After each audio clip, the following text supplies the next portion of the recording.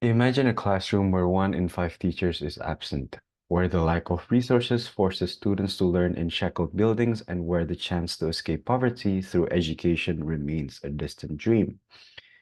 This is the reality for many children in Indonesia, where socioeconomic disparities cast a long shadow over educational opportunities, perpetuating a cycle of inequality and limiting the nation's potential.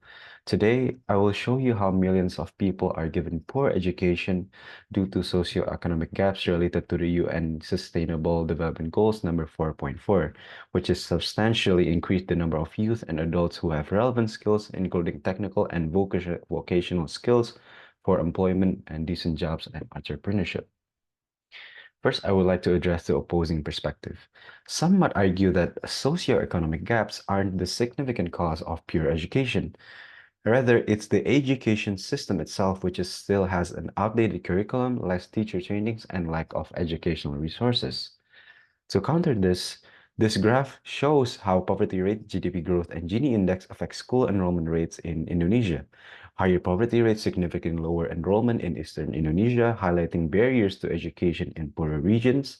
GDP growth boosts enrollment more in western Indonesia, indicating economic benefits translate better into education.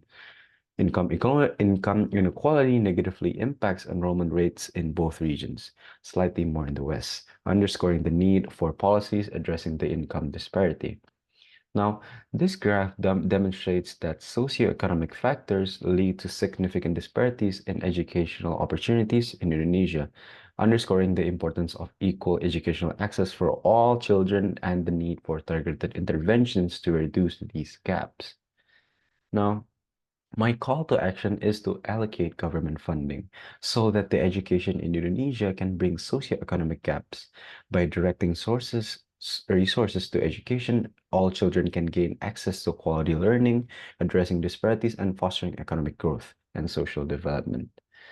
And this graph shows support over that claim.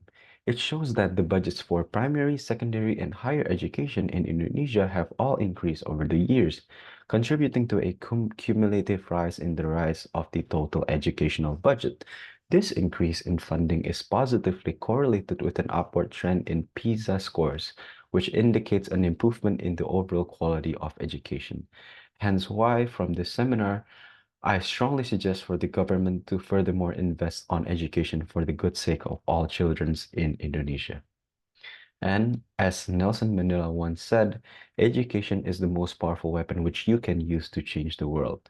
Now, let's harness this power together to create a brighter future for Indonesia. Thank you.